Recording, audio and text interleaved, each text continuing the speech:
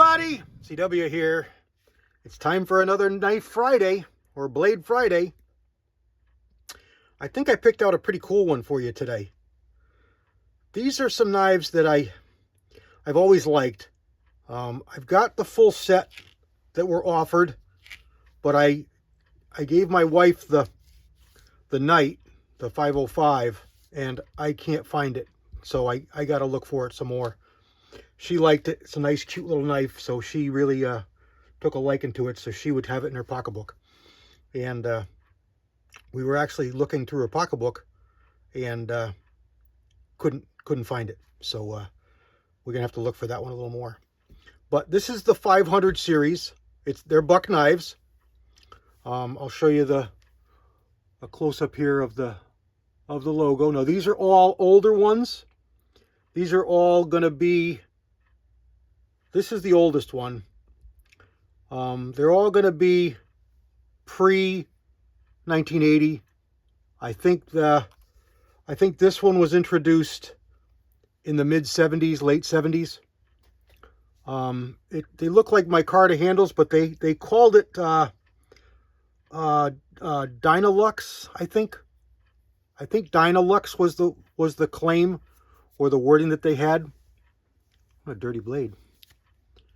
And they've been used quite a lot.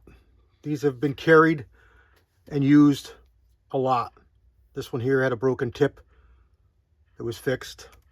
This one here has been sharpened so much that it also appears to like it had a broken tip. And this one here is seeing some wear from being sharpened so much. But they're really nice knives. They're slim line design. They're really nice for in the pocket carry. But the larger ones did come with the buck sheaths. This is the Model 500. This is the biggest one. This was called the Duke. And surprisingly, it was not the first one to be released. This one came out about, oh boy, I'm going to say late 70s. 77, 78, probably cataloged about then, maybe available a year later. But like I said, in the sheath. So the smaller ones did not have the sheaths. So there's the 500. Here's the 501. This is the one that was released first. The first ones of these were called Esquires. And the first ones had an extra rivet. Now this one here, if you notice, these are silver rivets. The Duke was silver rivets. These are brass rivets. So this is a little bit earlier, but not the earliest. And this one was about 75. These came out. So this is probably, I'm just guessing, probably right after that. So late 70s. Because it's not the earliest one. It doesn't have the third rivet. This just has the 2 rivets. But everything's the same. Nickel silver bolsters. Everybody calls it micarta. And it does look like micarta. It's got grain to it, if you can see it there. And again, these have been used quite a bit, so they've got quite a bit of wear on them. And then the smallest one here, this is called the Knight. This is the 505. And it's really a really nice small pocket knife. You know, opening letters, cleaning your fingernails type of thing. That's about all you really do with this thing. It's very small and dainty, but it's nice and thin. And they've got quite a bit of collector value. This one here does not look to be the same micarta style material. This looks to be wood, looks to be rosewood to me. Where this is definitely a micarta style material. You can see the grain in it. And the same for the 500. You can see that grain in it. It's definitely a micarta. And you can see the spot from the snap on the holster, on the sheath. But all nickel silver bolsters. They did change that later on. I'm going to say mid-90s.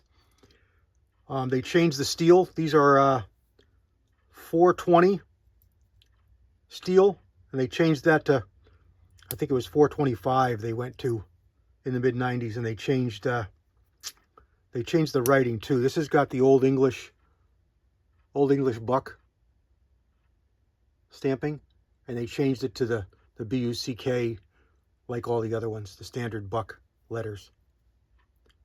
But these were favorite knives of mine. I always liked them.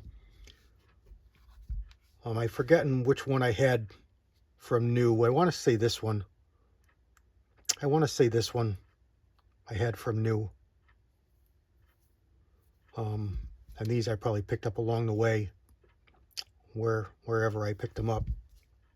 And I wish I could find the prints, because it's a nice size. This one here is almost as big as a regular 110. I'm sorry, 112. It's right in between, really. It's just a little longer than a 112 and a little bit shorter than a 110, but it's like half the thickness. And it's a drop point style, so it's a different style blade. They're really nice knives. You can find them used. They have come up a lot in collector value, so be prepared. Some of the prices you're going to find are pretty nuts. Like I just saw one of these the other day, which is what made me think to do this video. And I think it was on Etsy, and the guy was asking $225. And the knife wasn't a whole lot better than this one, but the sheath was a lot nicer. This one has been carried quite a bit, but it is the right sheath for the knife. And this one here, I bought this sheath after the fact, so this is a new sheath for the Squire. I don't know if this technically would be an Esquire. I think it would. I think it's old enough, but all I did was drop the E. One was an Esquire, and then we went to the Squire, and it's just the name of the knife, and it wasn't printed on it at all. It was just in their catalogs. And the aftermarket, I'm sorry, the later available sheaths. This is a buck sheath. It's not aftermarket, but the later available sheaths were not stamped with the model numbers. So there we go. There's my offering for this week. A couple of cool old bucks that I think you'll appreciate. I know I do. And you can see on here 505, and that was the smallest one. I've seen writings of a 506, but I think it's a different knife. I don't believe it's in this series, and I don't know why they did that with the numbers and then made it in a different knife, but I don't know that because I have never seen one, but I have seen writings about it, so I mention it. But I believe that the main ones were the 500, 501, 503, and 505. And there's three of them, and if I can find the other one, maybe I'll do a video on that one later. But there we go.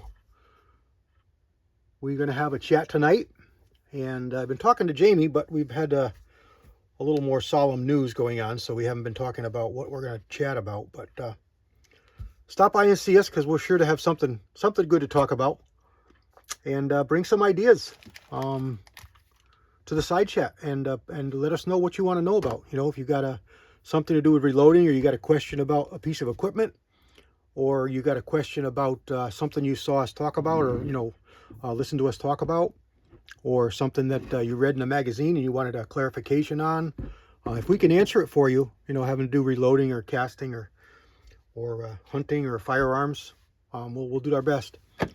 If we don't know, I'm sure someone else in the chat will speak up. We got a bunch of really great, knowledgeable people with ideas and common knowledge of a lot of the stuff we talk about, and they throw out answers when we can't or before we get to it a lot of times. So a lot of good stuff to be had.